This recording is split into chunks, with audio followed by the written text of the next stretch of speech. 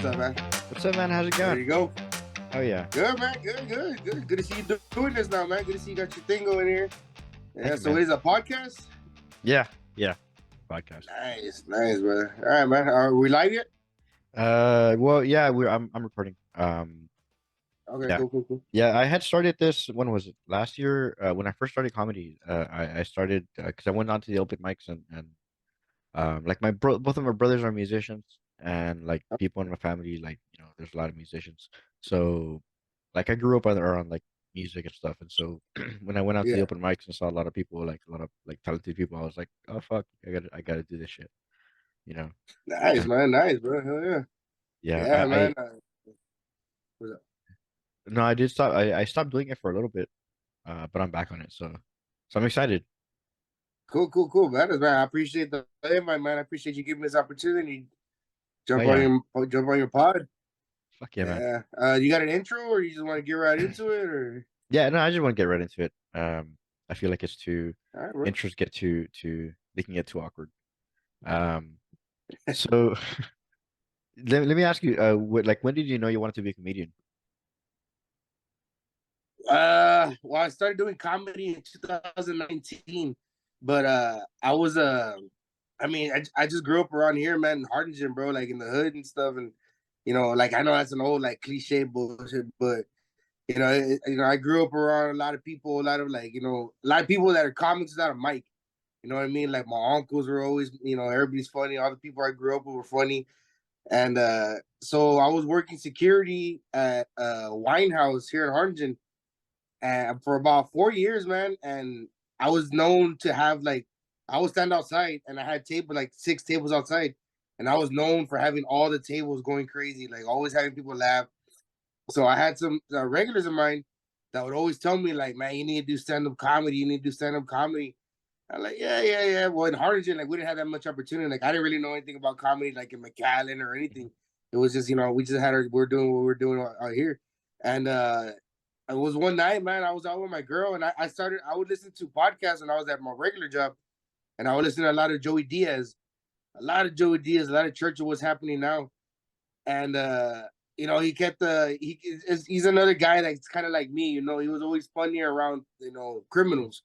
Yeah, You know what I mean? Like around thugs, like around bad situations. This guy can make everybody laugh. So I started really connecting with them.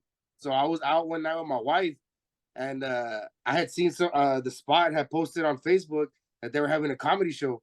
What ended up being Recall Productions with Roy, Joseph, everybody, Jesse, everybody. So I was with my girl, and I told her like, "Hey man, there's a comedy show here in Harlingen. I've never been to one. Let me go check it out real quick. I'll be right back." It's like, all right. So I go. When I get there, Jesse Lopez is the fucking headliner. So I see Jesse up there, and he's drunk and angry, and I just see him up there like, "Give me a topic," telling everybody, "Give me a topic, give me a topic."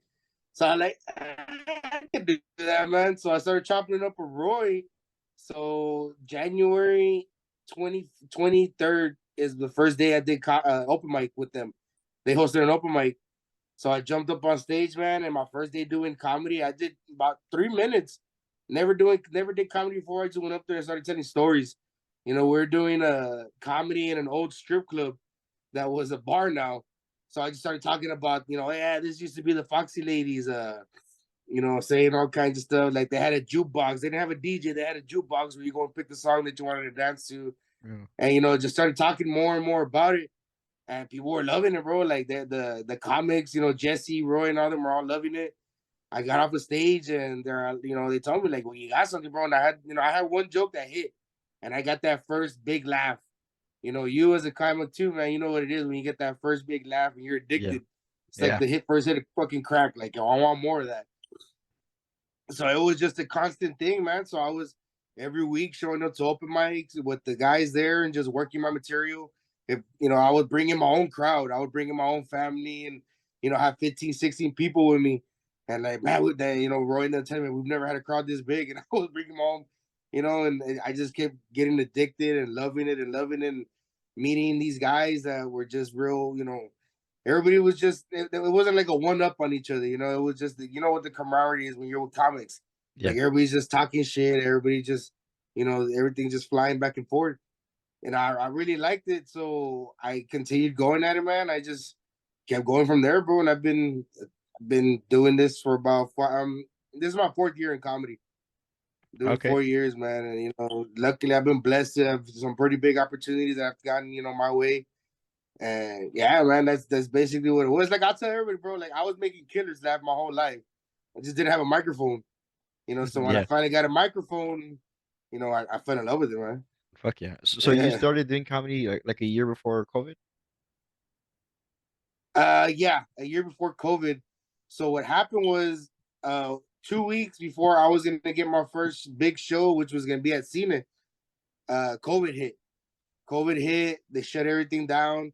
It broke my heart and everything. But luckily, the place that we were at, he didn't give a fuck. So we were doing like underground shows. Like Nice. we weren't letting people know, but people were showing up. So we are constantly working on our craft. I was constantly writing. We had a studio. We would hang out in the studio, man. I was constantly just working material, writing. So while all the comics were standing still that were already established, we were still going at it, and I was still going at it. So like we had the tougher crowds because it was COVID. People were still a little shy to be out, So I would tell people like, yeah, there's comics that like y'all that come up in McAllen. That's a comedy scene. That's already established. I was doing this in a fucking back bar room in fucking Harlingen, Texas, with paranoid cokeheads. You know what I mean? Like, and making them laugh.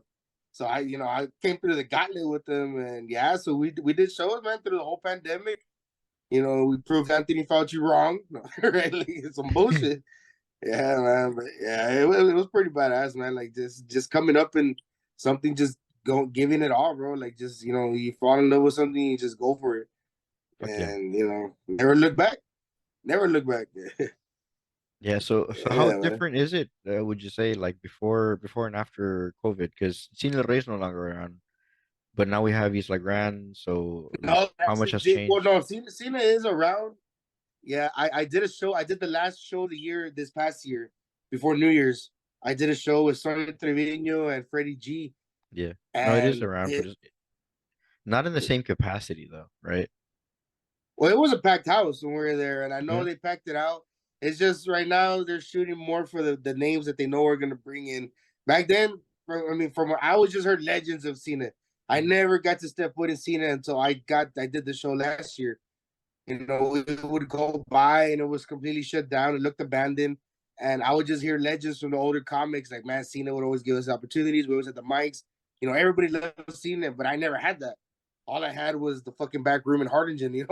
Yeah. So to me, once I finally got that opportunity, it just felt like when I did that stage, I've done plenty of stages, man, and I loved every single one of them. Any opportunity I get, I do the stages. If there's a mic, I'll do it.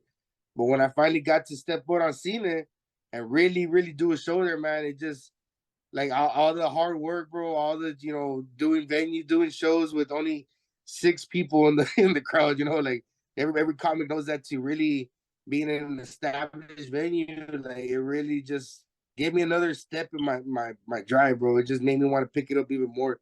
I fell in love with that. The biggest crowd I've done in front of was 500 Oh shit. people. I just recently did one. Yeah, I just recently did one last week, and it was 300 with Raymond. Yeah, Raymond Orta and Mario Salazar. Okay. And it's man, I've done concerts. Like my thing is, I'll take any opportunity that comes my way. I work with rappers. I work with rock bands. I work with comics from other cities. I'll drive to Austin just to do an open mic, just to throw my hat in the ring with what they got out there. And that's what I tell a lot of people that want to do comedy. Like, unless you got that in you, you'll hear veteran comics tell you all the time. If you're not ready to sacrifice like that, you're not ready for comedy.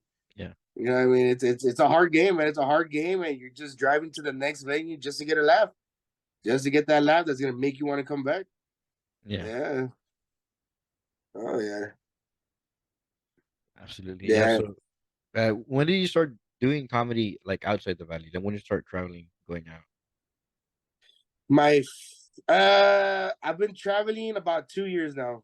2 years that I've been, I was doing the Valley for my first 2 years of comedy, and then it was about, yeah, I've been hitting the road about 2 years now, to where I'm starting to get booked out of town.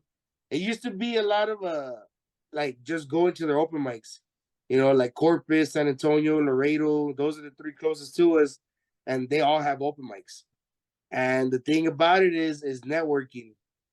So it's like, like I said, I'll drive 4 hours just to do an open mic for free and go hang out there with the comics. Of course, when you go out of town and do an open mic, you give them your best shit. It's not like when you're playing around here in your own backyard. Just no, no, no. Every time you do an out of town open mic, you give them your best shit. I always had a saying, bro. Like I would say, I don't care. There's only 6 people in that building. It's my HBO special tonight. I see 300 people in there waiting for me.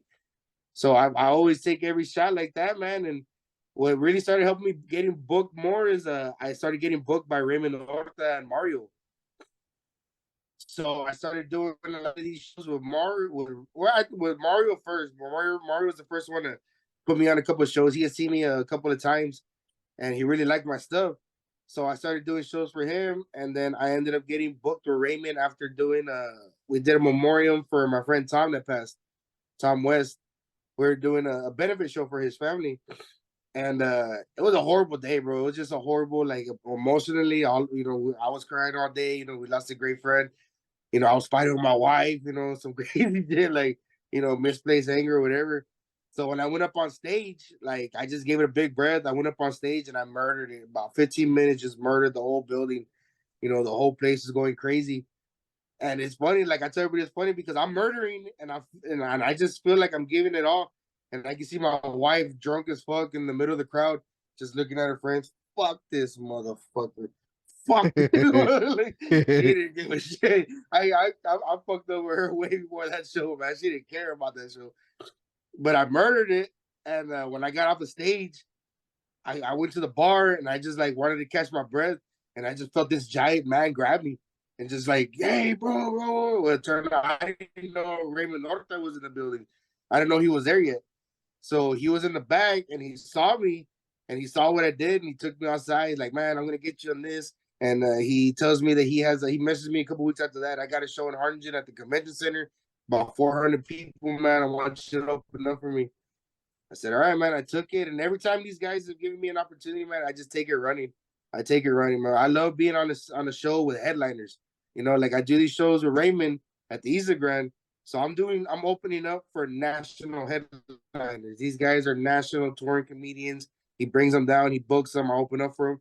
They like me, like, hey, you did good. Message this guy. He's got a show for you. He'll get you on a show in Corpus. Or message this guy, he'll get you in Dallas. Message this guy. So a lot of it is just, giving it your best, man, and networking. Networking. You always got to network, man. You meet a comic, and I don't care how many years the guy's been in comedy. I'm gonna go to him and I'm gonna ask him, hey, bro, it was an honor. It was a great opportunity to share the stage with you. Hey, by any chance, how long you been doing comedy? And then boom, every comic's gonna want to tell you their story, bro. Start talking to him, they start getting the info. And then once they see that you really want it, they can tell, bro. A veteran comic will let you know who's gonna be here next year and who's not gonna be here next year. And they really, a lot of them have given me really good opportunities, bro. A lot of good doors have opened up for me because of it. And I love this, bro. Like, ain't nothing else to say. Like, you felt that, you've been on stage, you felt the crowd before. Like, this is addicting, bro. And when you're in it, you're in it balls deep, bro. You ain't gonna, you know what I mean? Like, I'll sleep in my car. I carry a pillow in my car. I carry a speaker, a stand, microphone, wires, everything. I pull up to the venue. They don't got a mic. Don't worry about it. I got it. Boom, go on and everything, man. Yeah, bro. It's a fun ride, man. It's a real fun ride. Yeah.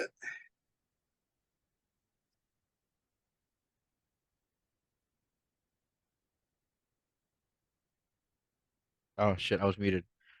So how do you Yeah. write your material?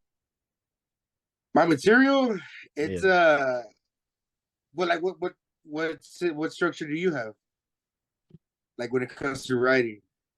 I mean, I don't have like a set like schedule for writing and stuff like that. I probably should, but I usually just I try to carve out some time during the week. Um, Mm-hmm. and otherwise like I'll just carry like a notebook with me, and if I have like any ideas randomly, like I'll just pull it out and write it down immediately. Yeah, yeah. You can't let those motherfuckers go, man. You can't. They're squirmy. Yeah. Yeah, I remember. Nader. It's gone. Nah, me. Yeah, me. A lot of it's like voice memos. I think of something funny throughout the day, a quick voice memo, boom. So then I try to do at least 30 minutes of writing a night. 30 minutes, before I go to bed. I turn on the music, my wife's asleep, turn on TV in the background and just at least 30 minutes. So what I do is actually what I heard from Rogan. He talked about it on an episode years back about how he writes. He says he writes the story out. He writes it out exactly how it happened, and then the bullet points is what the main part of it is. So you write out what happened, and then you look because you know what's funny about it. So you take out what's funny about it. Boom, boom, boom, bullet points, and that's always been my method, bro. It's the simple. I like to keep it simple. I can't do a script. There's comics that do scripts. There's comics that do the bullets. I prefer the bullet points because it's not so much that I got to stick to exactly what I wrote word for word. Now I have the opportunity to improv it. So all I know is like, okay, I'm gonna talk about fucking tattooed titties, tattooed titties, and then I'm just gonna still start being able. I can take it wherever I want from there. By the way, the crowd. Mm. So what I've noticed is that when I do script, I can't play with the crowd as much as I want to because I already know what I want to say and I know how I want to say it. So when I'm able to mess with it and have fun with it, I can go off with somebody in the crowd. Like I have a bullet point. If there's somebody that fits that bullet point, boom! Hey, shout out to Sherry over here with the dragon on her titty. Like like that's is exactly what I'm talking about. Yeah. So that and a really good advice that I got was actually from fucking Jesse Lopez, man. Believe it or not, that guy. Shout out to Jesse Lopez, man. That guy has been in my corner since day one. He's taken, he took me under his wing, man. He showed me a lot of pointers. A lot of people don't believe it, but he's actually really fucking good. And I think it's funny. He yeah, makes me laugh. Yeah. don't get me wrong, it's a hit. It's a what Jesse we're gonna get today.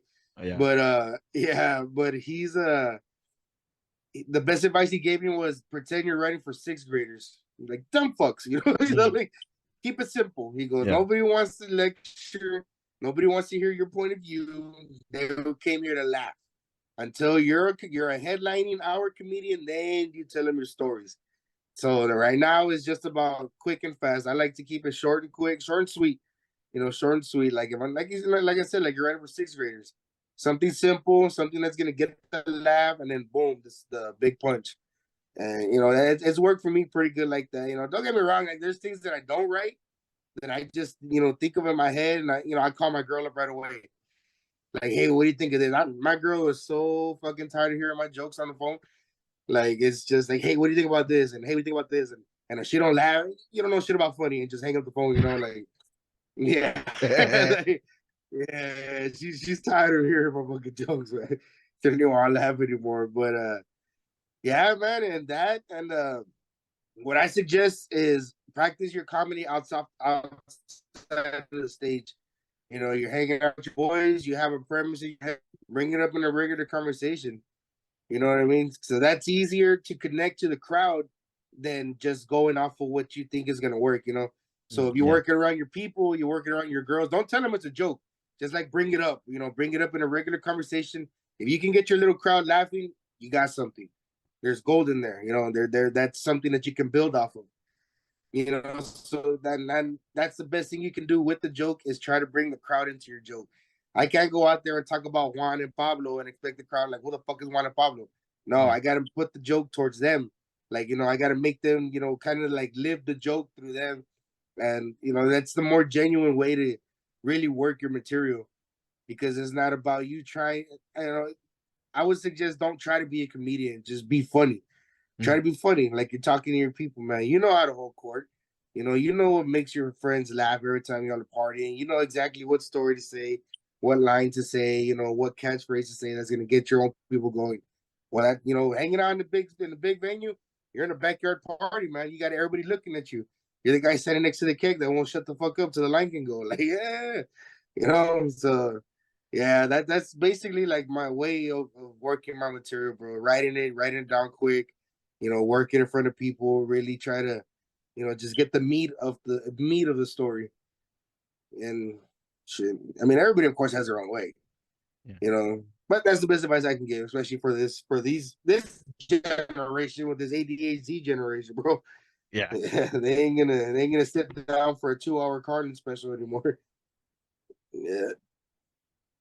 No, so let's see. What's the best part about doing comedy? And I know this, but The best part of doing comedy, man, is I mean, just the way you feel up on stage, bro. The way there ain't no feeling that anybody you can't describe it to anybody, bro. Like it's like I don't know. You seen that Bill Burr that intro to the mothership when they first opened it? Did you see that the video? I don't think I did. No. Well, okay, so Burr talks about a story about driving 2 hours away to a show just to work a new 8 minutes. He got paid $5. He got paid $10, and he spent maybe $20 of gas to get there. Like he was completely broke. He went out there and he worked a new joke, and he murdered. Got paid $10. Said that he got home. When he got home, he's going over again, and that he's dancing in the kitchen, and that his wife comes out and tells him like, what happened. He's like that a new joke worked. I made $10, everything. And that his wife looked at him and told him like, I wish I could have a job where I go and they pay me $10 too, and I'm that happy. Like there's sometimes, bro, like you don't.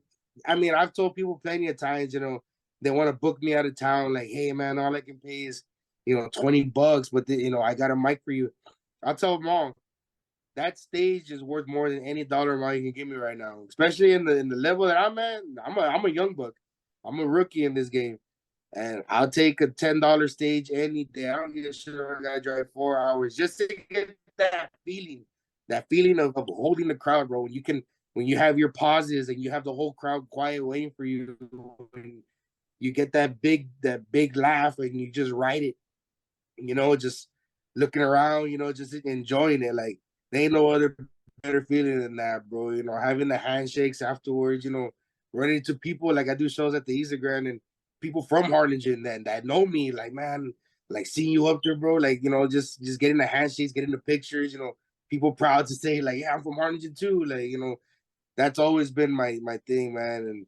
And like I said, bro, it's a feeling that you can't explain. And he said in the video, comedy is the only thing that can 10 minutes can get you through an entire week at a shitty job. 10 minutes on a stage can get you through all of that, just so you can get the next stage again. And it's I know musicians feel it, like when you see those videos of like rock bands singing and they put the mic up and the whole crowd singing their word for word, and you get goosebumps seeing that. That's the same kind of feeling you get, man, just hearing an entire crowd bursting out and laughter for you, like you're making people that are hurt laugh. You're bringing some joy to some people's lives that you don't even know. It could have been a dude ready to beat the hell out of his wife, but he came on, he had a good time, and he took her to Luby's afterwards. I don't know, some Yeah, shit you like just that. waited like 2 hours. Yeah, yeah. Luckily we came. You ain't so bad after all. Stalled it. Yeah, man. Have you had Yes, to sir. deal with any hecklers? Oh yeah, man. Yeah, but me, I don't engage with them, man. Like, Huh? I mean, I know you had a had an incident once. I remember one time. I think they told me about a joke you said, and people were a little mad. Did they heckle you that day? No, I didn't get heckled that day. With at the it was that day after the massacre, right? Um, Legend. I'm gonna say it, bro. You're a legend for that. Fucking shit. I'm gonna tell you what happened, bro. Like, so I I went with two coworkers, right? I was working at Denny's at the time. I went with two Yeah. coworkers, and like I remember like the sound like didn't really like um sound check all that like they didn't go all Yeah. thorough. They just like low like higher the volume, boom, ready to go.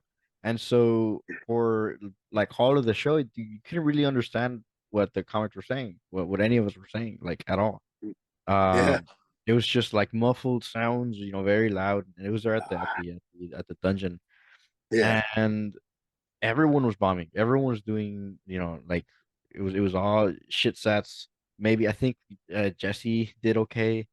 Well, Um, because he thrives in chaos. yeah, I mean, that's what he's like, a roach. He thrives in chaos, bro.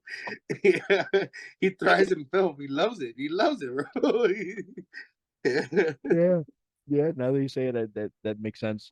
Yeah, And so I remember like when it got to me, I remember knowing that that had happened, and I wasn't gonna say that joke. I wasn't gonna say anything about school yeah, shootings or whatever. And I panicked because like I was doing so bad. I had never like I don't know, yeah. like I was just in this position where like I just panicked. I don't know what to say, and so I was like, "Fuck it! If I'm already failing, might as well." And so I just nuked it. I threw it out there. Yeah, yeah. But it's like, dude, everybody does that, man. We've all you get a tight spot, and I remember something that I thought was funny. I'm just gonna, I'm just gonna go with it. And like I heard about it, but it's never I've never seen like comedians be angry about somebody doing something like that. It's always like, bro, you should have seen that shit. Like, yeah, dude. Like that's always the response I get. Like, well, what happened? Oh, he Uh, did this, but man, you should have seen it. It was beautiful. Yeah, man. Oh yeah, dude. Yeah. That's usually how it uh, goes. But uh, yeah, like hecklers, I had a dude got a little crazy with me when I was up on stage, but I don't really engage with hecklers because I know me. I got a real bad like I got to refuse. And wife will tell you like once you see Anthony start smiling, yeah, he snapped. Like he's like I'm done.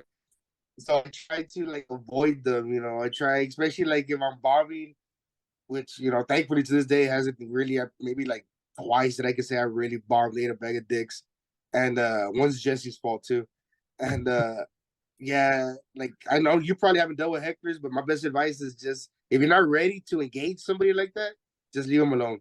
If you have the mic, you know what yeah. I mean. At that moment, you're top dog. You got the mic. They don't got a mic, so they ain't got nothing too much to say. So a lot of times, what I've noticed is whenever somebody's heckling, you just kind of ignore them. Just ignore them, and then they feel like dumbasses because nobody's listening to them. So they just kind of wither away, go off and do their own thing. But yeah, man, you gotta. I'm telling you right now, bro. That's legendary. Like that story ain't going anywhere, Harvey. Like that's always, people say, "Well, I did a joke like it." No, bro. That's not what Harvey did. That's good. Bro, Yeah, man. I believe I've seen a yeah, I've seen her featured. He did the same thing. You see, so it's not that you're a rookie or you're starting out like, nah, features shoot for the fucking moon too. Features are a headliner. They'll say some shit like, yeah, fuck it, why not? If it's going down, fuck it, it's my show now. You know, yeah, Jesse's a legend for that. He'll fucking burn the stage just because fuck him. That's why. Fuck him. bro, Yeah, well, I you there? was Go ahead. I was at a Halloween party. When was it? This past October with my girlfriend now Yeah. wife. And Thanks. we're talking about my about that show, and I Mm. was telling him, and like it's just uh I tell them the story, right? They're all laughing and shit, and I'm just like, yeah, like I have to, I said that, and I have to live with it. I have to live with the consequences, or whatever. And they all start laughing. They're like, "Oh, that's PTSD, bro. Yeah. That bombing gave me PTSD, bro." Yeah, first the kids are combat trained, and now you got the PTSD, asshole. Yeah, man. But you gotta, yeah, bombing like that, bro. It's a lesson, right? You just gotta, like, it's a lesson. You can't hold it like, oh man, like it's a cloud of shame. Nah, Yeah. it's a story. Yeah. You're always there's gonna be somebody that you're hanging out with. They're gonna try to one up you on a story, like, oh, you think you did bad? Like, that's a badge of honor. To have a bombing story. Like everybody's got a bombing story. Like, well, fucking, I bombed at the Rockwell, man. I bombed at the Rockwell after doing a consecutive fucking show for like 2 months. I was doing this every Sunday, every Sunday. So every Sunday, I was coming up with new material to try to keep fresh at that same place. Remember the Rockwell, the tap house, where they Yeah. serve pizzas and stuff? Where you always had to pay for some fucking reason. Yeah. Yeah, bro. I couldn't get a break at that place. Yeah, man. So yeah, I was probably like 2 months into an every week show. And before we're heading out there, I was driving with Jesse. And usually, back then, when I would get up on stage, it was a ritual. You catch a buzz, you smoke some bud, chop it up with everybody, and then go up on stage do your thing. Well, that day I didn't have nothing with me, and Jesse's all like, "Hey, well, I got an energy drink." Like, all right, man, whatever. So I drink the energy drink. He's like, "Oh, and I stole these Alpha Brains, like Joe Rogan." I'm like, "All right, man, fuck it. Like, let's see what they do. If I can take some." Man, I was so fucking jittery and so like I don't know what the hell. I forgot all my material. I was just What? up there talking shit. Like, yeah, bro. But that's what I had said. There was a lady there. She was trying to heckle me, but she had like really long titties. Like she had her like cleavage, but like they were like really long, like African, like National Geographic tits. And I told her, like, lady, if you don't shut the fuck up, I'm gonna take that titty out like an iguana and I'm gonna show everybody. Yeah, bro. Like everybody's like, no, no, I'm like, you know what, man, there's nothing to do, man. I'm gonna get up out of here. Yeah, I got up on stage and my girl just looks at me like, what the fuck was that? Like, I don't know, man. Fuck him. Yeah, and then Jesse went up right after me and did way worse than me. Like, yeah, man. But those are badges of honor, man. Like, dealing with a heckler. Jesse almost got stabbed. Tyler Bow almost got stabbed at a yeah, he said a suicide joke and there was a veteran in the building. And of course, Tyler Bow, shout out to fucking Tyler, man. That dude is like extremely white. Like that dude was standing next to somebody that wanted to kill him, and he's still like, "Whoa, it was just a joke. Like I don't even see why he's got to be mad about it." I'm like, dude, yeah, man. Like this, yeah. They tried to stab Jesse at the spot. He had a freaking. He ended up going to the room and he had a hatchet. Like it was like what the What? fuck? Yeah, bro. Oh yeah, man. Yeah. And you see, Was it that's what I like a love about race? comedy, bro. You never know what's gonna happen. You never know what's gonna happen when you're around a bunch of motherfuckers that want to make everybody laugh. Yeah. You know what I mean? Like, it's always gonna be a crazy fucking story, man. Yeah, I was at a show, and it was right after the Will Smith slap, where he slapped Chris Rock, and Mario. I opened up for Mario Salazar, and he was making fun of Puerto Ricans. Like he brought his dog, and the dog would bark. He's like, it's because he can smell Puerto Ricans in the building. He started going off on him. Well, there was a guy that was a Puerto Rican there, and he's just like being an asshole, started getting all mad about it and everything. So I hear him tell his friend, like, see, like he thinks he's so funny. We'll go slap the shit out of him like Will Smith. I'm like, shit. So I go make my way to the front of the stage because I can already see this guy coming through the crowd. And Mario's just there going on and going on. And here comes this dude. So I'm standing in front of him, like pushing him back, like, hey, bro, like, like you're getting mad because he's talking about Puerto Ricans, but you're acting like a fucking Puerto Rican right now. Like, chill the fuck out. Like, yeah, man. And man, it was just crazy, bro. It was just real fucking. I don't know. You know what? I had a real bad heckler at the Gremlin. It was a chick. Yeah, she was one of those social justice warrior chicks, like bald and shit. Yeah. And I had my joke about chicks with dark necks, like the diabetes necks, Mhm. and she got really offended. And yeah, so yeah, I remember that one too. I had fun with her. I did engage her, and she didn't like it too much. That was like She on was the a poet, stage? actually. I think I was up on stage and she was sitting in front of me, but she was like a poet, and she just went up there and gave like a whole poem about her fucking her. I think her pussy like the whole time. Like, I'm like, all right, yeah. Yeah, to me, McAllen's like those are like alien people, bro. I've never known people like that. I've never known hipsters. I like when I went there, like, hey man, I want a beer. Well, we have these. I'm like, what the fuck is an IPA? Like, I thought it was a gang. I'm like, motherfucker, fuck them, like, and it's just, but it's good because I would have never been around those type of people unless it was for comedy. Like those people would have never like interacted with me. They would just see me like as a thug. But I make laugh. They like me. Hey, you want to open up for my band? Let's do it. Yeah, man. Yeah, fuck yeah. Yeah, Yeah, and how's it been going out there? Y'all been still been. pues I haven't really been out as much because pues I mean I work full time and then I have classes right now. So they're like evening classes. So I haven't really had too much of an opportunity. I did go to the I Hate Mondays cuando era last I want to say it was last week or 2 weeks. Yeah, I think it was last week. with the what's homeboy's name? The fucking slipping my mind. The firefighter. Mike, see, Wait, how, which one? Mike Marquez. Mike Marquez. There you go, Mike. Yeah, bro. Fucking Jesse. We're gonna show up to one of the mics, and I told this motherfucker, make sure they're having the mic. They're having the mic. They're having the mic. So we drive all the way out there, and there's no fucking mic. The guys are like, no, no, they do it every other week. Jesse Uh, had like the biggest fucking. Y'all saw him in the group chat. Like he's oh, already that's what it was like, about. yeah. And I'm telling them like, how the fuck are you gonna be mad at them because you didn't check if they had a fucking mic? Well, they should have been professional. They should have been. Shut up. That fucker's got a head this big, bro. Like you ain't never gonna fucking change his mind, man. Yeah, but I see y'all, man. Y'all been doing y'all thing out there. Y'all see, oh, you slow down a little bit, but I see Mike and them doing the I Yeah, Hate Mondays out there, McAllen. Yeah, you yeah, got the man. Gremlin. Yeah, they're fostering new talent over there at the I Hate Mondays. I went last time y habían unos chavalones que like I guess they had started doing comedy recently. So yeah, it's pretty it's exciting. Like it sucks that I can't go, but as soon as I graduate, I'm heading out back I'm back to the mics. Yeah, man. Nah, man, and I love being around new comics, bro. I'm not one of those comics that's gonna, oh, you're an open micer. Nah, fuck. No. I'm in the gutter, I'm in the dirt, just like all of y'all, bro.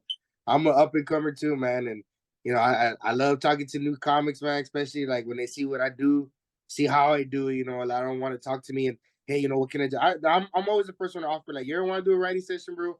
You ever want to come out to a mic with me, man? Chop it up. I'll help you out. I'll help you punch up your jokes. I want to help everybody, bro, because like they're the same, like the same support I got coming in from like Jesse and all them. I try to give it out to new comics too, man, because sometimes they just need a little bit of help. Like you've come along with it. Last time we did that show, man, it was a way different. You were more structured. Your jokes were more. You knew how to pause a little bit. You know how to wait for the laugh and everything. Yeah. Like and that's good to see from us because we started around how many years you been doing comedy? I started in September of 2021. 2021. Oh, okay, so about 2 years. Yeah. Yeah, man. So, and that's the thing about comedy, and we all know comedy is about time. Nobody's a fucking prodigy.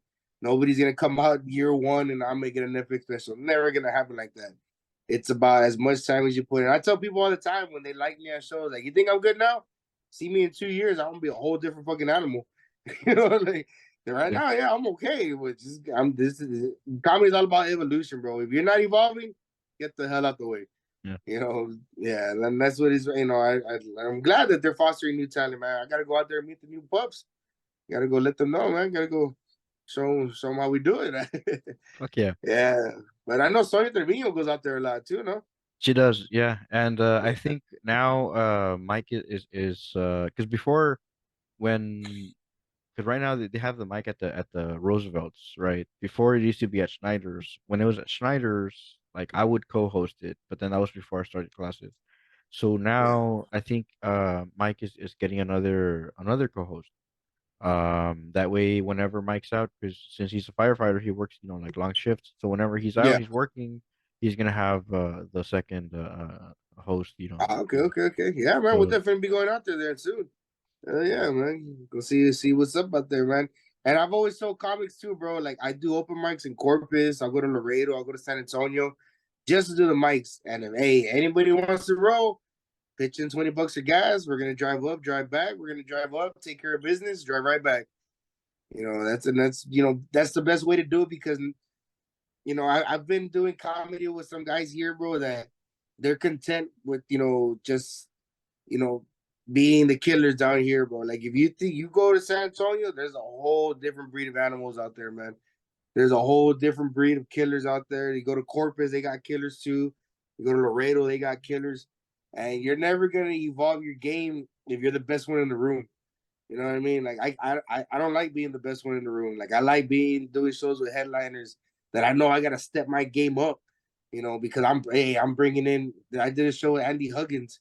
Andy Huggins is a veteran comic, bro. He was one of the original Texas Outlaw comics with Kennison. He was with Bill Hicks, oh shit. and yeah, I did. I opened up for him and Mike Rayo and the Alamo Rail and the Rail Yard, and he liked my shit, man. I hosted the show, and he asked me. I was 2 years into comedy at the time. He asked me how long I've been doing comedy for 2 years. Like I would have never expected that from a 2 year comedian. Like, keep it going. Like I wouldn't have heard that from guys that I'm doing comedy with down here. But to hear it from a guy like him, like it just said, it just makes you want it more. It makes you let you know that you're on the right path. Yeah. So that's the best advice too, man. That some of the best advice I can give is always try. If you're the best one in the lineup, you need to be on. You need to get on the lineup because you're steel sharpens steel, man. Mm. You got to be willing to throw your hat in with the big dogs, and you got to, I'll go to San Antonio and I'll murder their stage. They're all open mics. I'll go and I'll murder their stages, just so they can, then that's when the connections start. And that's when you start getting the calls like, hey, we got a show here, we got a show there. Yeah, you got to be confident in your material. Yeah. Yes, Yeah, sir. and that I for sure. Like for me, I wasn't really confident too much like when I first started, but the more I did it, the more and the better I got at writing, the more that confidence Mm, came. And so yeah, it all comes back to like you said to like time over time, you just got to do it over and over and yeah. over again. Oh, yeah, bro. Oh, yeah. Yeah, you got to want to be a different animal in 2 years. Every 2 years, you got to evolve. And especially in this comedy, especially in the world that we live in now, bro. Like back then, a comic was able to have a set that could last them 4 or 5 years. Now, hell no.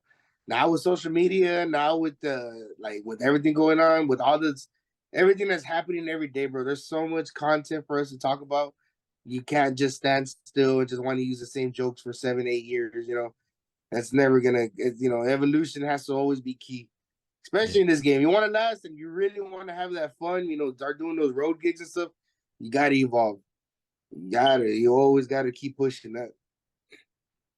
Yeah, fuck yeah. So do you have or what's your favorite style of comedy? Well, I mean, ventriloquist for that, really. Nah, just being real, man. Just being real. Like, I mean, the comics that I grew up watching were like Eddie Griffin, Joey Diaz. I would watch the local comedy jam, so it was I had the Dev Comedy Jam. You'd have Martin Lawrence going up there talking Bernie Mac. A lot of them were just like stories, Mm. and a lot of them you could tell like they were comics before they had a mic.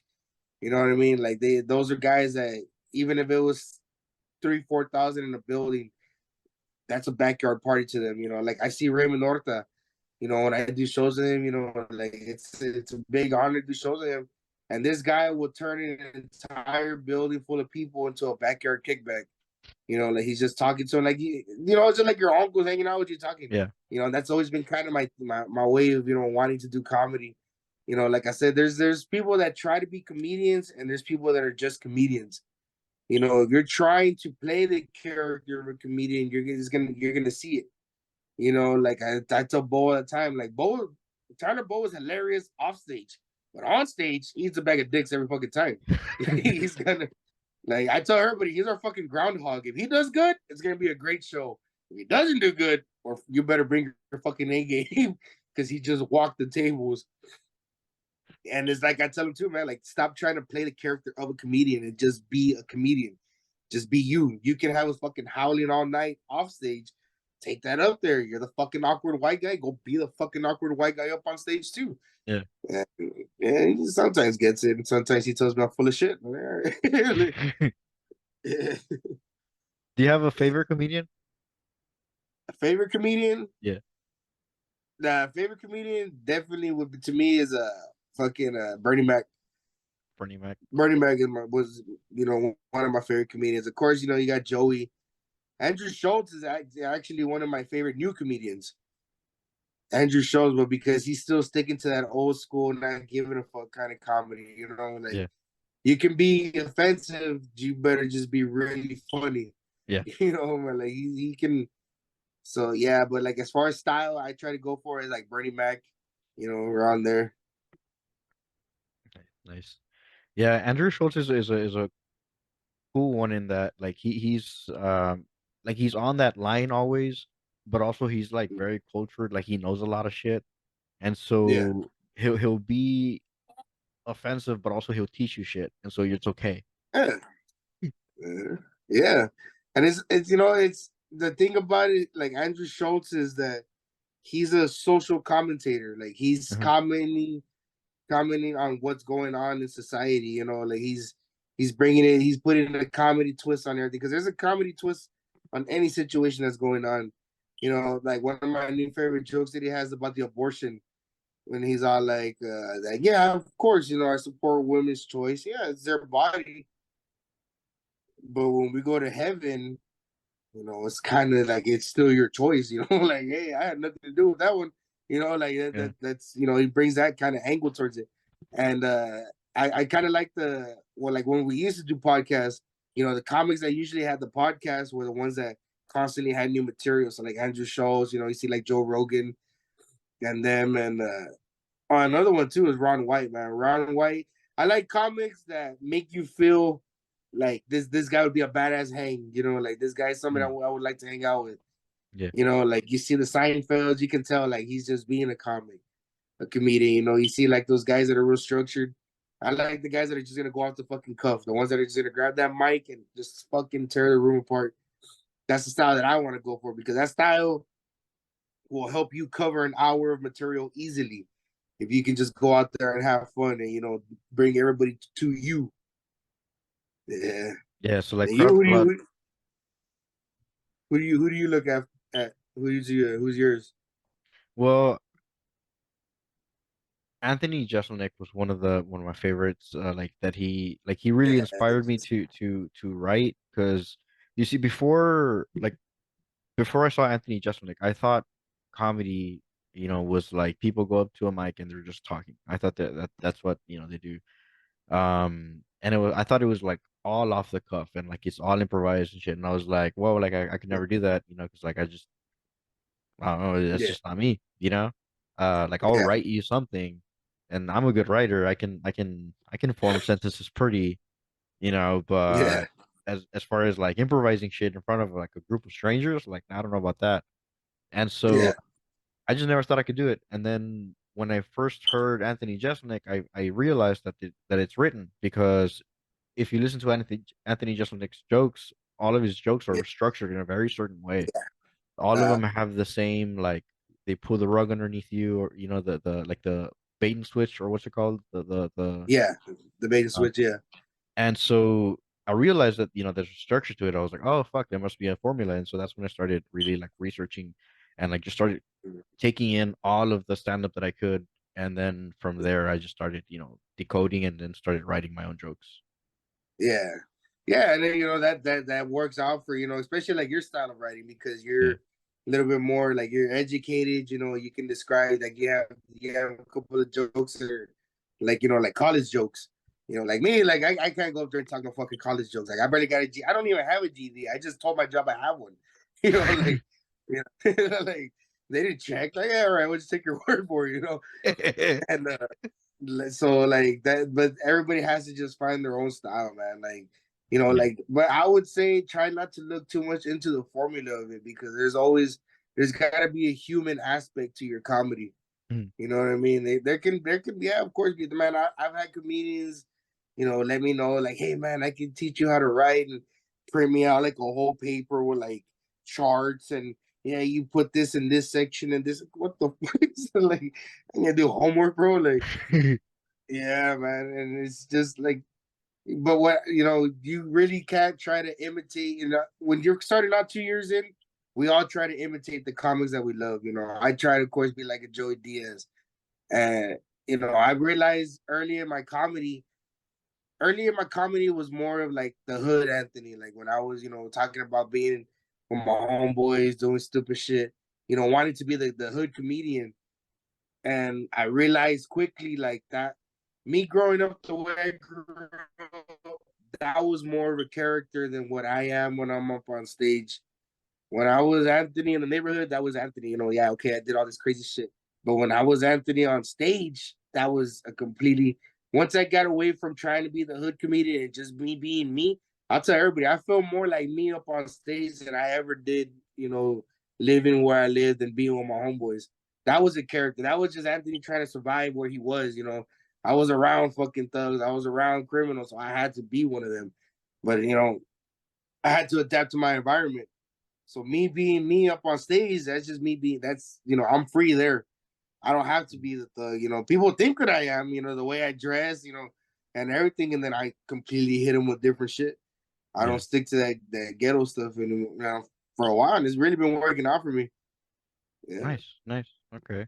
yeah, yes, sir. So just so naked, like just so naked. Yeah, no, Yeah, I he's I pretty. do like I like Jeselnik. I like a lot of like como Mark Norman, Yeah, Stephen oh Wright, man. Mitch What I Hedberg. suggest is look up David. Dave. I know you know David Tell. Yeah. David Tell, bro. Like watching David Tell work the cellar in New York. About 60 people packed into a small room with this guy sitting on a stool with a cigarette, and just watching him just destroy, destroy, destroy, destroy, destroy. That really shows you that structure is good, but you really got to learn how to just be you. Yeah. Have confidence. Have the confidence to know that you know your material. Have the confidence to know that it's gonna work. A lot of comedy has to do with how confident you are with everything. Mm. If you're nervous that this might work, this might not work, don't even bring it up. You need Yeah. to bring out your heavy hitters. I tell everybody, bring out your heavy hitters. Don't use stuff. If you're on the show, don't use new stuff. Just know what you're gonna work and know what's gonna get the laughs and use that. Then you can have fun with it. Yeah. And then you can bring up the school shooting jokes. Once you know it works. Yeah. Oh, it'll work some places. Don't get me wrong. That was just the wrong place. Like it would Oh have. yeah. Or There's wrong yeah. wrong day really. Just the Yeah. timing I would aspect. have waited at least 48 hours after that. Yeah, the blood was still fucking warm, asshole. They weren't even in the ground yet, bro. Shit. No shit. Oh Yeah. no, yeah, we fucked up. I fucked up. Oh, you learned. You learned. You never Um, fucked up. You learned. you're right. You're right. I You learned. learned. Yeah.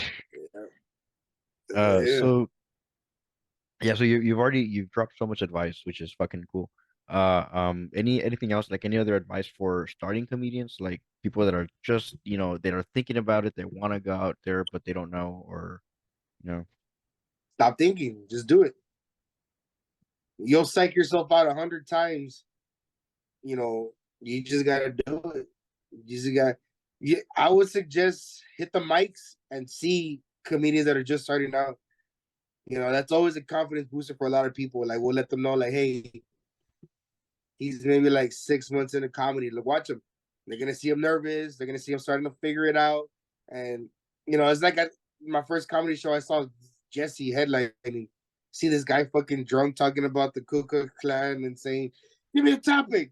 I'm like, well, I can fucking do that. Like, you know what I mean? Like, doesn't look so hard. Yeah, you just if you think about it, you're gonna overthink and you're gonna fucking ruin it and never want to do it again. You mm, just gotta clear your head and say, I'm gonna do it. You get up there, give it what you got. If it hits, it hits. If it doesn't, come back again.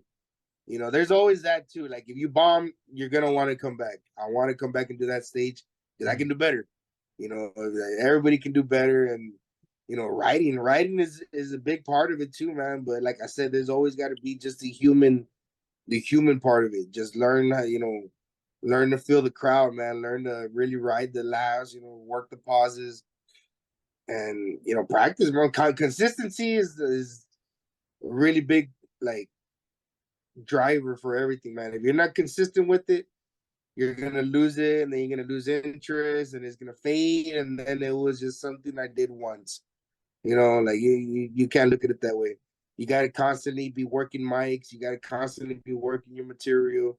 Even if it's just you want to go hang out with the comedians and be in the circle, like, hey man, go do 3 minutes. Okay, go do 3 minutes, and then you'll start catching it, man. You start catching it. It's just you gotta hit every single mic that you can, man. At least I got asked to do a boxing event. They asked me, "Can you do the ring?" Fuck yeah, you do it. Anytime there's a mic, bro, I want it. If I'm doing karaoke, if I'm at a bar to do karaoke, I'll go to the DJ. Hey man, can I do like 8 minutes? Yeah, any DJ will let you do it. Especially if it's karaoke. If you're good, if you go up there, you need to bag your dicks, and this is probably the last time we can do it there. mm. But yeah, man, you just got to take every opportunity you can, man, and work your craft, fall in love with it.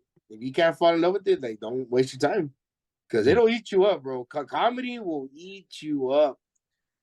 Man, they'll say like relationships don't last through comedy. Like, luckily, me and my girl, we've been strong. You know, she's always been by my side. But comedy takes a toll on your love life. Comedy will be your mistress, bro. That you can't let her go.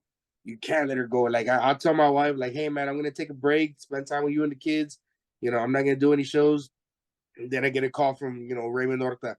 Hey, I need you to come do the show. Fuck, all right, let's go. Like, like it's a drug, and if you really love it, and if it's something that you really want to do, don't think about it. Every comic that ever fucking became great and a legend just cleared his head and said, "Fuck it, I'm gonna do it." That's where it all starts. Yeah. I mean, you Just said it right before you jumped up on stage. I'm for the first time. I bet you were fucking shitting fucking bullets, and then you yeah. said, "All right, I'm gonna do it. I'm gonna do it." Look at where you're at now. Yeah, Yeah. man. The first time it was funny. Is like this is like I don't know how funny it is, but I feel like it is because I feel like it's pretty dumb. Like when I first started doing comedy, there was no open mics, right? It was like after the pandemic had closed everything down. Yeah, The Gremlin had just started, I believe, the week before I started mine. I since there was no open mics, I decided I was gonna host my own. So the first time hosting a mic was the first time doing comedy yeah. too. Oh And shit. I went Yeah. from 0 to 60 real quick, bro. Dog, you jump steps, bro. I'm telling you, bro, But you see, and it that takes helped. balls. Yeah. It takes balls, man, to do that. And then, like that, like, and then what happened? Like, it went good. Not many people showed up, but that's where I found out of Yeah, the Gremlin, ended up doing just comedy at the Gremlin. yeah. And you see, like us, when the pandemic was going on, and like right when it, like around the time that you did that, a lot of people weren't doing shows. Like they didn't want to do shows. They were still scared or whatever. We started noticing here in Harlingen that we didn't get our own opportunities. We weren't going to get stages. Like we couldn't sit around and wait for the bigger names to give us our starts.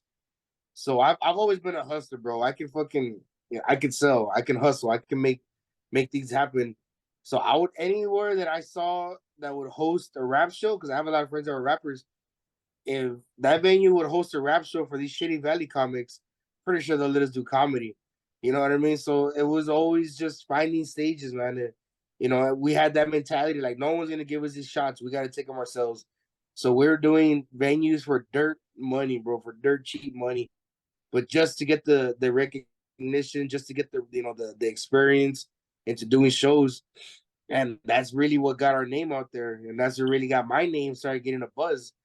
Like it's a good feeling when you're doing good where you're from. But like I've showed up to San Antonio. The first time I did San Antonio and open mic, a lot of those comics already knew my name. Like they knew who I was. I didn't know who the fuck they were. They're Mm, great people now, man. Shout out to all those people. But like, having that, going to Corpus, showing up, like, hey, my name's Anthony Nino. You're Nino. And like, yeah, man, I've heard so much about you. But it's because we were grinding when everybody else was standing still. So like mhm. what you did, there was no open mics, so you made your own opportunity. So you took it upon yourself to say, hey, if no one's gonna give it to me, I'm gonna take it. That's the mentality you gotta have in this game, man. You gotta have that drive that makes you want a microphone. Yeah. Do backyard parties. I don't give a shit. I'll be partying with my sisters or my friends or whatever. They have a DJ. Hey, do some time, do some time. All right, man, fuck it. I got an audience. I got a mic. Why not, man? Let's go have some fun. That's just constantly working that muscle, man. Just constantly pushing at it. So that's a good segue because I was gonna ask Damian. So I've asked about like starting comedians, but as far as like amateur comedians, where it's like me, let's say like Mike, who have like 10, 15 minutes, of something ready or Yeah, whatever. yeah. Um, like, do you have any like negotiating advice to like go and like look for venues and like at our pricing and whatnot? Like, what do you have any advice for that? As far as negotiating, you gotta just be like Jesse would get angry because I would sell Recall Production like we were the biggest fucking names in Texas comedy. You know what I mean? Like I'll fucking tell them Bo was our best comedian. I didn't care, man. I would say, yeah, man, we're the fastest rising names, we're this, we're that. And a lot of times it was venues when you're not known don't really feel comfortable taking a chance because depending on what level you are in comedy, there's price ranges for everybody. So I would always promote us as a showcase. Like yeah, you usually pay for a headliner, feature, opener, and host. So you would pay the headliner so much money, that he's got to break down to his people under him and everything. So it was always more of a, if you're really just want the venues and you really want the exposure, you really want it, shit, then I'll do it. Tell them like, let's try to at least get everybody $50. Get everybody $50. So when they're kind of like, well, I gotta pay 6 guys $50 a piece, that's $300. But then you start flipping it on them. Like, let me tell you something right now. These are comedians. They all have drinking problems. You pay $50 in cash at the end of the show. Well, guess what? They're tab. You get your money right back. And so that was always like a good selling point of mine. Like, yeah, these guys are out there all degenerates. They're all gonna eat and drink all of your shit and have to pay for it at the end of the night. So it was a lot of that too. And we would let people know, like, we're gonna give you a showcase, and you make sure you put up a solid lineup. You give them a great show. You, I had done a class with Raymond. He had given like a crash course on everything, and what he said is a good way to do it is look for the percentages of the bar. So you do a couple of shows for just enough to pay your comics, gas money, and beers, and then you let them know, like, hey, I've packed your venue maybe about 3 times already. Let's see about maybe getting a percentage of the alcohol. You don't pay us, but if we pack your bar again, you saw that alcohol, we might be able to, to see if you can pay us off of that. When you're not really known, when there's not a name behind you, it's hard to sell tickets. Nobody wants to buy a ticket for fucking somebody they don't know. Yeah. So that's what we've always tried to push to the venues. Like, we can sell tickets, but the best way to do it is just give them a free show. Let them know, like, hey, I got a free show. This, you come up, have a good time.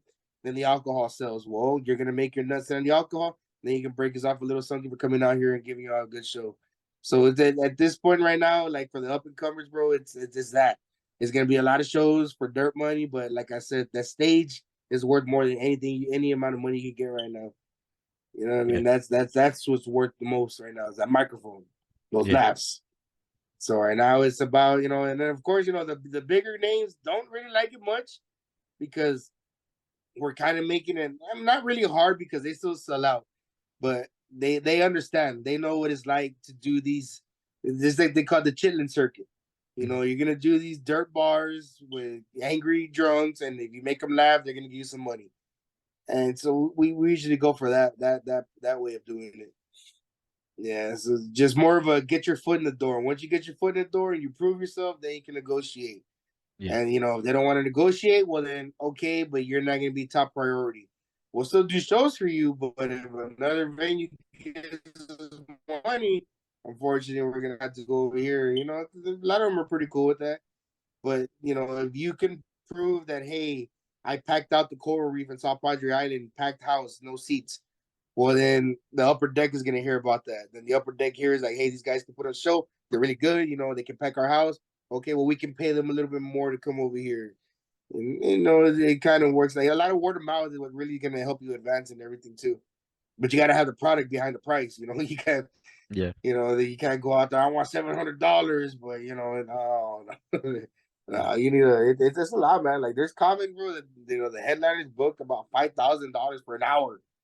5 grand, 10 grand for an hour.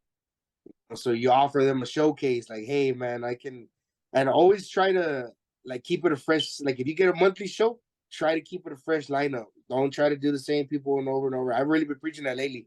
Like I made a lot of connections through Corpus, Laredo, San Antonio, comics that are on the same grind as us that'll drive down to the valley for 50, $60 just to get on the show. So there's always that. I've tried setting up this like connection going on. I bring out Corpus, Laredo, San Antonio, they take us up there. Like, it's kind of like that. a Like a circuit, like kind of like a little circuit. little trade, Yeah, comedy trade. yeah, yeah, definitely. Yeah, Like we sent two up there, they sent two down here, they sent there, and then we sent two out there. Like it's really worked out like as we're able to keep the lineups fresh. I guess. nice. That's pretty badass. Yeah. And so how did you adjust to like the business side of comedy once once you were already had the comedy portion down? Like, because the business To side is like a completely different thing. to be honest, bro, I'm not in no level right now to be even worried about the business about it. Mm, Right now, like yeah, I've done my venues and everything, but that was just it was never really trying to make money off of the comedy. It was just trying to get the stage. mm, It was just trying to work my material in front of new people. So, like, yeah, there is a business part. Yeah, sometimes I've got to pay good and everything, but I've never expected to get paid good. I don't ever do a show expecting a big payout. I do a show just to get on the show. Like at five, I'm going on my fifth year of comedy this coming year. Like that business part should be the least of your worries. The All you need is a mic right now. You know what I mean? Right now, I'm not a brand. That's when you're yeah. a brand. Like, yeah, I got some merch actually from one of my shirts right now. Yeah, but that's the business of it is you got to have a product before you can worry about the business. Mm, Before you put it on the shelves. Right now, it's all about just making noise. Right now, my whole goal is getting my name out there. Getting the people to recognize my name, getting people to show up to the shows that I'm on, just featuring or whatever. Like, hey man, I saw you over here. We're gonna be here to support you again. Like, that's worth $1 million to me. That's exactly where I need to be right now. But like comedy is not a short game. Comedy, like you tell a 20-year comedian, I've been doing comedy for 4 years. That's your baby. yeah. Like they'll give me that when I was a 4-year comedian. And like and they'll let you know too, man. Like the money will come. You just gotta really want this. You really gotta love this for the money to come. So like if like you're 2 years into comedy, of course, yeah, you wanna get your money at least for gas, to get some drinks or whatever. But the business part of it is when you're ready to completely quit your job, go on the road. Like that takes a lot of balls. Like I know you've heard it plenty of times from podcasts or whatever. The big step, which I don't feel like I'm in any position right now to even do, is throw it all towards comedy, throw it all towards your dream. Mhm. Quit the job, jump in the car, run the country. I'm making my way. This summer I'll be heading out to Dallas. I'll be heading out to Houston, Austin, and I've had a couple of spots to try to do in Roswell, New Mexico. I got Nice. invited out there too, so I'm trying to set that up. But yeah, right. The comedy is it's a crazy ride, man. And the day that you feel like you're good enough to take it on the road that's when you start worrying about the business because you got to find out how to get from point A to point B. So that's when you got to start negotiating. Like, okay, well, if I get paid here, I'll have enough to go over here. And then I'll have enough to go there, and then I can stay a night over here and stuff like that. Mhm. Yeah, yeah. I try to stay away. Like that. I mean, do you mean like booking the venues kind of business? Yeah, finding places that would give you stage time. Yeah. Yeah, yeah. Well, that business, yeah, it's it's cool when it hits. When it doesn't, when you get a dry streak, it's a motherfucker like that. When you lose the venue, it's kind of like sometimes it hurts, not really too much because you always just got to look for the next one, man. You always got to look for the next mic. So like like what y'all have a lot of opportunities out there in McAllen, but a lot of Yeah. these places are just like you just got to get in their ear, bro. You got to start putting it out there to them, like, hey, man, I got this group, and always offer a variety. Never just say like, oh, it's just us and this is gonna be all the time. Hmm. That doesn't really work for that many people. So it's just like always try to push that. If I book this venue, it's gonna be an opportunity for us to bring comedy to your. Like I would tell them, I want to make you the comedy spot of the valley, and well, they love that shit. Like, yeah, yeah, okay, so and the variety was really gonna show them that you're serious about your shit. You're not just trying to get your friends on the mic. Hmm. You know, the variety is gonna show them like, okay, this guy's got connections. This guy's bringing in so and so. This guy's bringing in people from here. You know, he's keeping up the different stuff, and that's what what they want because they can book you or they can book a different band every week. Like if that's Hmm. really what you're up against. You're up, us down here. We're up against music. Yeah. We're up against bandas, rock bands, rappers, everything. And yeah, and believe me, they're just as hungry as we are. Yeah, Yeah. it's crazy bastards. So I just have a couple more questions. Yeah. Uh, One is are you pressured? Like, do you feel pressured to make social media content? Nah, pressure, yes, but because we're in a new world, and like the big dogs have told me, like you need to get a social media presence because that's what gets you booked. Hmm. So it's always trying to stay relevant, trying to keep your name in front of everybody. Like if I'm posting like me every day, I try to post like something funny, like a quote or something that I thought of, type it up, Hmm. and everything, so that whenever the comedians that are from out of state or other cities, they see my name every day, and every day they see me putting out like stuff. That's only more to keep relevant nowadays. That because in the social media age, if you're not doing much, then people forget about you. Yeah. So there is pressure to constantly come up with something that's gonna get the interaction with people. And yeah, yeah, yeah, there is some pressure. But after a while, you kind of like once you start seeing the likes and the shares and everything coming in, you kind of start seeing like, all right, I got something here. Hmm. Like, so you want to keep rolling it and rolling it and rolling it and rolling it. And it works out, man, because you start getting those regulars that start liking all your posts. So when you got a show in their town right away, like, man, this guy makes me fucking laugh every day on Facebook. Let's go see him. You know, that's more of what it is. It's all networking, man. Networking, talking, Yeah. posting, everything. Networking. Yeah. Yeah, Yeah. And marketing yourself like every day, putting yourself out yeah, there. yeah. I mean, you see it too. Like you see Marcos Salazar here in North posting every day. Every day they have two or three posts. So who am I to say like I don't got to work as hard as the fucking headliners? Yeah. You know what I mean? That's like if those guys are working that hard, I got to work twice as fucking hard. You know what I mean? Like they should be at a level where they can just sit back and count the money. No, they're working just as hard as we are. Yeah, yeah, Yeah. Yeah. Harder. yeah. Uh, Oh yeah. so the last one, Oh yeah. just to take it home. Do you have any like funny road stories? Anything happen out there? Any road stories? Yeah. Like on the road? Yeah. Oh man, yeah, yeah. The Jesus, we did we I got to Laredo. Uh, we the Laredo Funny. They always like booked a room for us to stay in. So they tell me like, hey man, after the show, we have a hotel ready for you. You just gotta go here. Fucking ghetto ass part of Laredo, bro. Like ghetto as fuck. I'm from around here, bro. So like I already know where the fuck I'm at. So I'm driving towards the hotel, and when I'm driving, a fucking car pulls up next to me and like right on my side, like right on my door, like where I couldn't open the door. And then I see another fucking car pull up too. So when another car pulls up on my bumper, I was all tripping out, like, man, these motherfuckers are gonna try to rob me. Why have my gun on me? So I'm like, man, fuck that shit. So I fucking grab my gun or whatever, and I'm just waiting for something to pop off, bro. And I look over, and the light like turns on in the car, and it's a fucking old ass lady. Like I'm like, oh shit.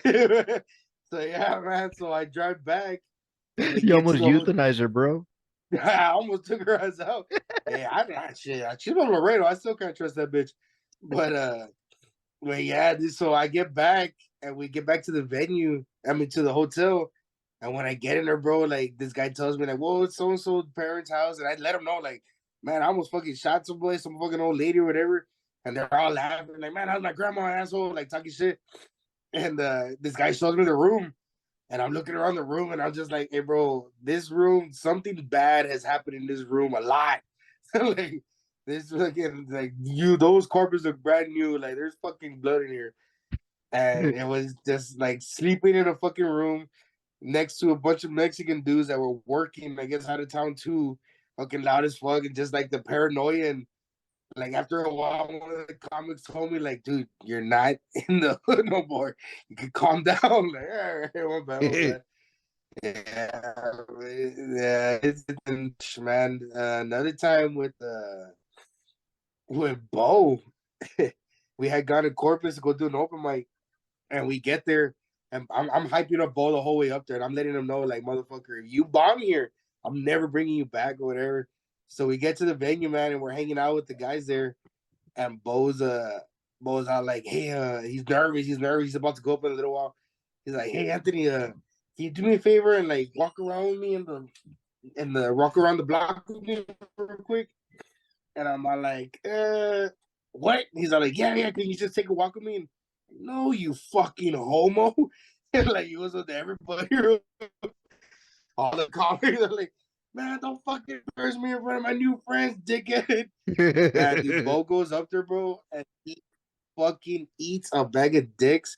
Not only does he eat a bag of dicks, he starts talking shit to the owner of the venue because Wow. she's kind of saying, like, get him off the stage. Yeah, he's like, what the fuck is she to be telling me get off the stage? Like, oh my god. Dude, Bo, fucking, yeah, fucking Bo, man. Yeah. Well, it's hilarious, bro. No, he's a fucking idiot, dude. I love that guy though. He's my fucking dog. He's been trying to get me to play Dungeons and Dragons. I'm like, ah. It's a fun Yeah, game. man. I play it too. I'm big Yeah, on that. shit. Well, they got a group going on down here. Oh shit. Nice. Yeah, Uh, man. so yeah, that's I think that's all the questions that I had. Where can people find you? Man, they can find me on Anthony Nino and Anthony Nino Comedy on Facebook. Anthony Nino 19 on TikTok. And yeah, on Instagram too, Anthony Nino. Yeah, man. Definitely. I got shows coming up. I'll be doing the Barrel House in Edinburgh next Thursday. After that, I'll be doing the Rail Yard in Alamo. And then I'm going to Corpus to Cal Allen that Friday. And then back to Brownsville for the library bar with Recode. Yeah, man. So Nice, it's, nice. yeah, I want to follow me, man. Follow me on social media on Anthony Nino. You know, yeah, I want to come out to a show. Let me know that you heard this on the podcast. I'll get you a free table, bring your people and everything. Yeah, man. And I really appreciate you, man, letting me come on here with you, bro. This is badass what you're doing. Okay, I appreciate you, bro. Yeah, man, definitely. We gotta get together, bro. I know you're busy and everything, bro. Whenever you want Soon. to roll me, bro. Whenever you want to do that road dog shit, you drive for 8 hours for $10. We got you.